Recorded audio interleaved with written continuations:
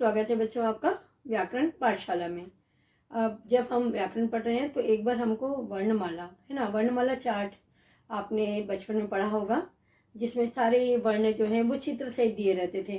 तो ये वर्णमाला जो है उसको एक बार हम जान लेते हैं। पहले तो वर्ण वर्ण मैं आपको पहले भी बता चुकी हूँ। वर्ण भाषा की सबसे छोटी इकाई, जिसके खंड या टुकड़े नहीं किए जा सकते, मतलब जिसको आप तोड़ नहीं सकते हो, है ना, उसको हम वर्ण कहते हैं, वर्ण या फिर अक्षर।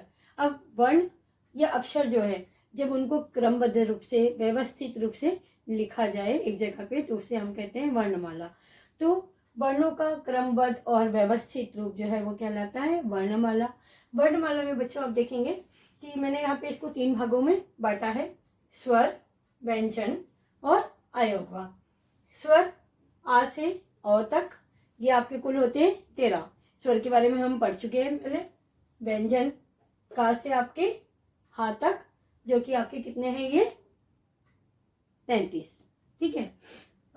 स्वर मैंने आपको बताया ही था कि जो स्वतंत्र होते हैं, बिना किसी अन्य वर्ण की सहायता के जो बोले जा सके, उसे हम स्वर कहते हैं। स्वर जो मात्राएं हैं आपकी, उनको भी हम स्वर कहते हैं। व्यंजन जो बिना स्वर वर्ण की सहायता के नहीं बोले जा सकते। और मैंने आपको बताया था कि क से मा तक जो है 25, उसके बाद आपके अंतस्थ और फिर आपका ऊष्म। तो 4 आपका अंतस्थ व्यंजन और 4 आपका ऊष्म व्यंजन। तो इस प्रकार से ये क से हा तक आपके कितने हो जाते हैं, 33 हो जाते हैं। अच्छा, इसके बाद संयुक्त व्यंजन ये भी है, 4 च, त्र, ज्ञ और श। तो ये 4 आपके जो है वो संयुक्त व्यंजन भी आते हैं।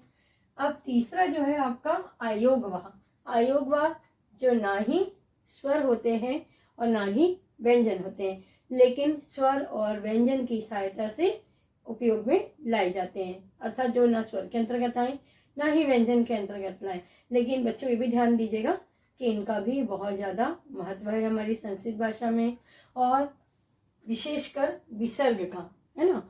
तो ये अयोगवा जो है, वैसे तो ये 4 होते हैं: अनुस्वर, विसर्ग, जीवा मूल्या और उपमध्यमान्य। तो यहाँ पर आप ये देखेंगे लेकिन कि अनुस्वर और विसर्ग, केवल ये जो 2 है इनका ही प्रयोग किया जाता है। जीवा मूल्या और उपमध्यमान्य का प्रयोग आज के समय में नहीं किया जाता। पहले श्लोक में वेद मंत्र उच्चारण में इसका प्रयोग किया जाता था, लेकिन अभी इसका उपयोग जो है वो नहीं किया जाता है। अनुस्वर और विसर्ग, इसका प्रयोग किया जाता है।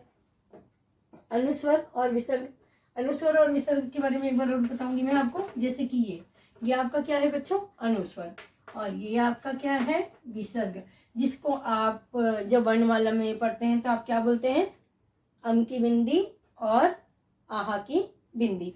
तो ये जो है आपका अनुस्वर और ये आपका विसर्ग। तो विसर्ग जो है, ये जो 2 बिंदी लगाई जाती है, इसका उपयोग संस्कृत में बहुत ज़्यादा किया जाता है। जैसे अगर आपको किसी का नाम लिखना है, तो देखिए आप हिंदी में कोई नाम है तो संस्कृत में नाम जो है वो चेंज नहीं हो जाएगा, लेकिन वहाँ पर क्या लग जाएगा, केवल विसर्ग लग जाएगा। जैसे मैंने बोला राम, तो राम संस्कृत भाषा में क्या हो जाएगा, रामः।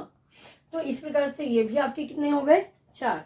तो ये जो है आपके कुल, अब ये कितने हो जा रहे हैं आपके, यहाँ पर आप देख सकते हैं, ये 13, ये आपका 33, ये 4 और ये फिर 4, 13, 33, 4 और 4। तो कुल आपके 54 हो रहे हैं। लेकिन मुख्यतः जो है आप ये देखेंगे कि आपकी जो पुस्तकें हैं उसमें ज़्यादातर आपको ये केवल दिया रहता है। तो ये आपके कितने हैं, 46, 13 आपके स्वर और जो है आपके व्यंजन जो है वो 33। तो ये मुख्यतः 46 दिया रहता है, लेकिन ये बाकी जो भी है ये भी आपकी वर्णमाला के अंतर्गत में आता है। तो हमको इन सबको भी जानना जरूरी है।